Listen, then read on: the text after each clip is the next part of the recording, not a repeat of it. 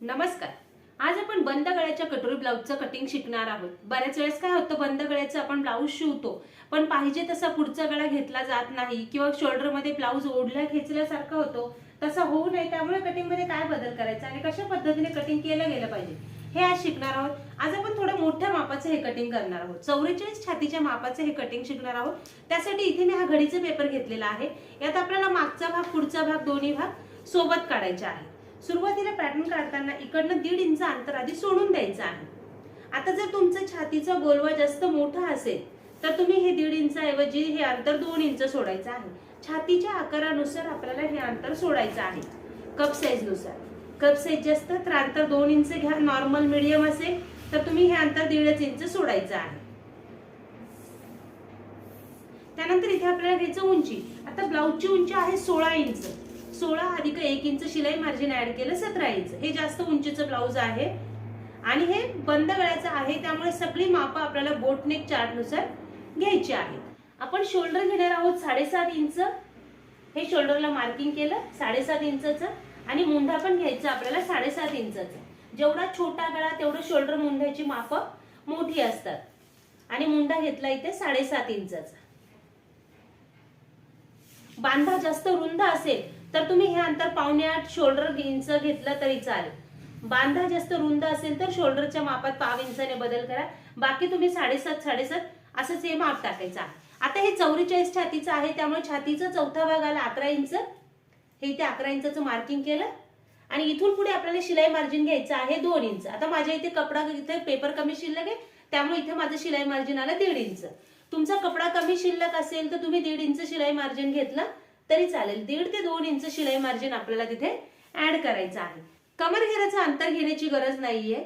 कमर आणि जर घ्यायचंच असेल तर कमर घेराचा चौथा भाग अधिक 2 इंच शिलाई मार्जिन असं तुम्हाला माप घ्यायचं आहे. नाहीतर नाही टाकलं माप तरी देखील चालेल.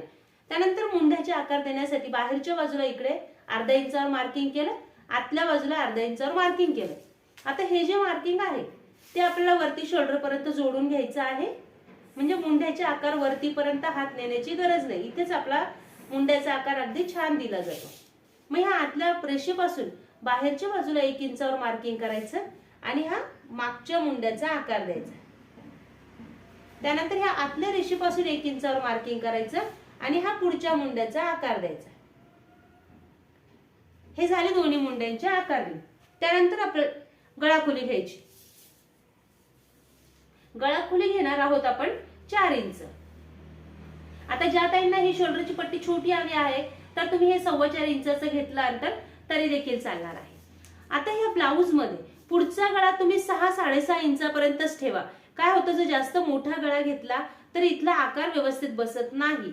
त्यामुळे आपण पुढचा गळा घेणार आहोत 6 इंचाचा. 0.5 इंच शिलाई मार्जिन ऍड केलं 6.5 इंच. हा बॉक्स तयार करून घ्यायचा. आता ज्या ताईंना हे खालचं अंतर जास्त पसरट वाटत असेल त्यांनी हे इथलं अंतर कमी करून घ्यायचं. आता इथं आपण 4 इंच घेतलंय, इथलं अंतर तुम्ही 2.5 इंच घेतलं तरी चालणार आहे. गळा तुम्हाला किती पसरट हवा आहे खालचा त्यानुसार तुम्हाला गळ्याचा आकार द्यायचा आहे. हे झालं आणि इथे कोपऱ्यात गळ्याला आकार दिला. त्यानंतर आता आपण सगळी कटोरीची मापं टाकूया. हे मापं अगदी लक्षात ठेवा. अशाच पद्धतीने मापं घ्या म्हणजे तुमचं ब्लाउज कुठेही बिघडणार नाही. खालच्या बाजूकडनं योगपट्टीसाठी 2 इंचाचं मार्किंग केलं. फिटिंगच्या बाजूकडनं योगपट्टीसाठी 2 इंचाचं मार्किंग केलं. हे अंतर पट्टीने जोडून घेते. त्यानंतर या पॉइंट पासून पुन्हा वरती 2 इंचाचं मार्किंग करायचं आहे आणि वरून गळ्यापासून हे अंतर तिरकस जोडून घ्यायचे. पॅटर्न बनवण्याची ही अगदी सोपी पद्धत आहे. पॅटर्न मधला किचकटपणा सगळा काढून टाकलेला आहे. तुम्हाला फक्त माप डायरेक्ट पेपरवर टाकायचे आहे आणि पेपर कटिंग करून कपडा कटिंग करून ब्लाउज शिवायचा आहे. आता 44 छातीचा आहे त्यामुळे इथे कटोरी राऊंड आपण घेणार आहोत 8.25 इंच. हे 8.25 इंचाचं मार्किंग करते. हे अंतर पट्टीने जोडून घेते. हे जे 8.25 इंच अंतर घेतलेलं आहे या अंतराचा मध्य करायचा आणि मध्यापासून आपल्याला 2 इंच खाली मार्किंग करायचं आहे. याच्यामध्ये संपूर्ण पॅटर्न निघतं, फक्त योगपट्टी निघत नाही. कटोरी कपड्यावर वगैरे काहीच वाढवायचं नाही आहे, असंच ठेवायचं आणि कपडा कटिंग करायचा आहे.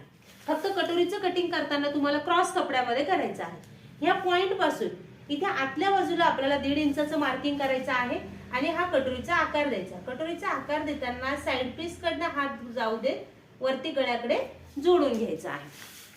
हे अशा पद्धतीने आपलं सगळं पॅटर्न आखून झालं आहे. आणि ज्यावेळेस आपण हा टक्स शिवणार, टक्स शिवताना आडवा 1.5 इंचाचा शिवायचा आहे आणि उभा टक्स आपल्याला 3 इंचाचा शिवायचा आहे. 3 ते 3.25 इंचाचा शिवायचा. का तर ब्लाऊजची उंची आपण जास्त घेतलेली आहे.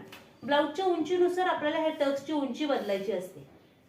हे अशा पद्धतीने ह्या टक्सचं शिवण करायचं. आता याचं कटिंग करून घेऊया आणि कपड्यावर ठेवायचं कसं हे समजावून सांगते. दोन्ही भाग आपण सोबत कटिंग करणार आहोत. नवीन बघणाऱ्यांनी जर अजून चॅनलला सबस्क्राईब केलेलं नसेल तर चॅनलला सबस्क्राईब करून नवनवीन व्हिडिओच्या अपडेटसाठी बेल आयकॉन ऑलला क्लिक करा आणि व्हिडिओला लाईक करून जास्तीत जास्त शेअर करा. आता हे दोन्ही भाग मोकळे करून घेते. आता हा झाला पुढचा भाग, हा झाला मागचा भाग. आता हे जे आपण 1.5 इंच अंतर वाढवलेलं होतं हे मागच्या भागातून काढून टाकायचं. त्याची आपल्याला मागच्या भागात काही गरज नाही. आपलं सोबत कमी वेळामध्ये पॅटर्न तयार व्हावं यासाठी आपण घडीचा पेपर घेऊन मागचा भाग पुढचा भाग सोबत काढत असतो. त्यामुळे हे मागच्या भागातून हे 1.5 इंच आपण काढून टाकूया. व्हिडिओ शेवटपर्यंत बघा. याच्या बाहीच्या कटिंग मध्ये पण थोडासा बदल आहे. आपण बाही कटिंग पण याच्यामध्ये बघणार आहोत. तुमच्या काही बघत असताना अडचणी आल्या तर कमेंट करत चला. मोठं माप आहे, शिवायला थोडासा वेळ लागतो पण किचकटपणा पॅटर्न मध्ये काहीच नाही, लक्षात घ्या. त्यानंतर पुन्हा इथे गळाखोलीचं अंतर घ्यायचं. गळाखोली घेतली आपण 4 इंच. आता मागचा गळा तुम्ही 5 इंचापर्यंत घेऊ शकता. त्यापेक्षा मोठा गळा घेऊ नका. जर जास्त मोठा गळा घेतला तर इथे ब्लाऊजला चुन्या पडतील, फुगा पडेल. त्यामुळे इथे तुम्ही 2 इंचाचा 1 इंचाचा कितीही छोटा गळा घेऊ शकता. 1 इंचापासून तुम्ही 5 इंचापर्यंत हा गळा घेऊ शकता. आता मी 3 इंचाचा घेते, अर्धा इंच शिलाई मार्जिन ऍड केलं, 3.5 इंच. आता थंडीचे दिवस आहेत, तुम्ही असं बंद गळ्याचं ब्लाऊज शिवू शकता. हे ब्लाऊज अंगामध्ये खूप छान बसतं. आणि गळ्याला इथे आकार दिला. तुम्ही हे बंद गळ्यामध्ये घेतलं तरी चालेल. आणि खालचा टक्स घेताना आडवा टक्स आपण घेणार आहोत 5 इंचाला आणि उभा टक्स आपण घ्यायचा आहे 5 इंच. जर तुम्ही खाली इथे काही डिझाईन बनवलं तर ब्लाऊजच्या उंचीनुसार, गळ्याच्या उंचीनुसार ह्या टक्सची उंची बदलायची आहे. आणि हा टक्स पूर्ण शिवायचा आहे 1 इंच. आता याचं कटिंग करून घेऊया आणि मग पुढच्या भागाचं कटिंग करूया.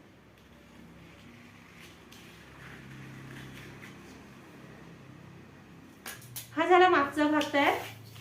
आता आपण पुढच्या भागाचं कटिंग करून घेऊया. मुंड्याचा आकार प्रथम कापून घेऊया.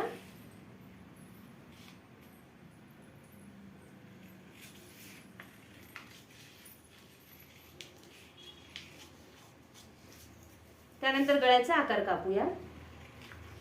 बऱ्याच ताईंना प्रश्न असतो की बोटनेक मध्ये कटोरी ब्लाऊज शिवता येतो का? तर हो, शिवता येतो. अंगामध्ये हे ब्लाऊज खूप सुंदर बसते. योगपट्टी काढताना 4 इंच आणि 3 इंचाची काढायची. म्हणजे इकडची बाजू 4 इंच, इकडची बाजू 3 इंच. ह्या पॅटर्न मध्ये आपली योगपट्टी निघत नाही फक्त. आणि कटोरी आहे अशीच कटिंग करायची. फक्त कपड्यावर ठेवताना क्रॉस कपड्यामध्ये ठेवायची, बाकी काही वाढवायचं नाहीये. वेगवेगळ्या पद्धतीच्या कटोरी कटिंगच्या पद्धती आहेत. ही आपली साधी कटोरी आहे. हे झालं आपला पुढच्या भागाचं पॅटर्न तयार. आता याला योगपट्टी 4 आणि 3 इंचाची काढा. आता याचं बाहीचं कटिंग बघूया. इथे मी हा घडीचा पेपर घेतलेला आहे. घडीच्या बाजूला आपल्याला घ्यायची आहे बाहीची लांबी. आता माझी बाही छोटी आहे, 4 इंचाच्या बाहीचं मी कटिंग दाखवते आहे. 1 इंच अस्तरचं ब्लाऊज असेल तर 1 इंच शिलाई मार्जिन ऍड करायचं. बिना अस्तराचा ब्लाऊज असेल तर 1.5 ते 2 इंच ऍड करायचं. म्हणजे खालच्या फोल्डसाठी लागणारा कपडा आणि वरती शिवण्यासाठी लागणारा कपडा. त्यानंतर आपण इथे माप घेतो छातीचा चौथा भाग. आता आपल्याला हे बोटनेक मध्ये आहे, म्हणजे बंद गळ्यामध्ये आहे. कधी कधी काय होतं, बाही जोडताना कमी पडते. तसं होऊ नये त्यामुळे छातीचा चौथा भाग अधिक अर्धा इंच एक्स्ट्रा वाढून घ्यायचा आहे. म्हणजे बाही जोडताना कमी पडणार नाही. आता हे जे घेतलेलं अंतर आहे याचं आपण मध्य करणार आहोत. आता बाहीच्या उंचीनुसार आपल्याला ह्या बॉक्सची उंची बदलायची आहे, लक्षात घ्या. आता ही 4 इंचाची बाही आहे त्यामुळे हा बॉक्स मी घेतला आहे 2 इंचाचा. त्याचे समान 3 भाग केले. तुमची 5 इंचापासून पुढे बाही असेल तेव्हा हा बॉक्स आपल्याला बनवायचा आहे 3 इंचाचा. आणि जर 3 इंचाची बाही असेल अजून छोटी तर हा बॉक्स करायचा आहे 1.5 इंचाचा. इकडे 1.5 इंचाचं मार्किंग केलं, इकडे 1.5 इंचाचं मार्किंग केलं आणि बाहीला आकार द्यायचा. आकार देताना हे पॉइंट मॅच करायचे आणि ही जी उंच बाजू आहे ही ब्लाऊजला मागच्या बाजूला जोडायची आणि हा जो खोलगट आकार देणार आहोत ही बाजू ब्लाऊजला पुढच्या बाजूला जोडायची. त्यानंतर दंडघेर अधिक 2 इंच शिलाई मार्जिन. आता 7 इंच दंडघेर आहे म्हणजे 14 इंच पूर्ण दंडघेराच्या निम्म अधिक 2 इंच शिलाई मार्जिन. पूर्ण दंडघेर आहे 14, त्याच्या निम्मा आला 7 इंच आणि त्यात आपण 2 इंच शिलाई मार्जिन ऍड केलं. हे अंतर इकडे मुंड्यातून जोडून घेतलं. आता याचं कटिंग करून घेऊया. बाही कटिंगची ही सोपी पद्धत आहे. फक्त हा बॉक्स परफेक्ट करा म्हणजे तुमची बाही कुठेही चुकणार नाही, अंगामध्ये अगदी परफेक्ट बसेल. आणि हा जो दुसरा आकार कापताना आपल्याला बाहीची घडी उघडून घ्यायची आहे आणि मग बाही कटिंग करायची आहे. एकच आकार आपल्याला काढायचा. आणि हा जो खोलगट आकार आहे हा ब्लाऊजला पुढच्या बाजूला आला पाहिजे. हे झालं आपलं बाहीचं कटिंग. तर हे अशा पद्धतीने 44 छातीच्या मापाचं बंद गळ्याचं कटिंग करायचं आहे आणि याला योगपट्टी 4 आणि 3 इंचाची करायची आहे. याला तुमच्या आवडीच्या अजून वेगवेगळ्या पद्धतीची पण तुम्ही बाही लावू शकतात. सर्व प्रकारचे व्हिडिओ आपल्या युट्यूबला अपलोड आहेत, त्यानुसार ब्लाऊज शिवा आणि मला कमेंट करा. ब्लाऊज शिवल्यानंतर ब्लाऊज कसा झालाय कमेंट करा. धन्यवाद.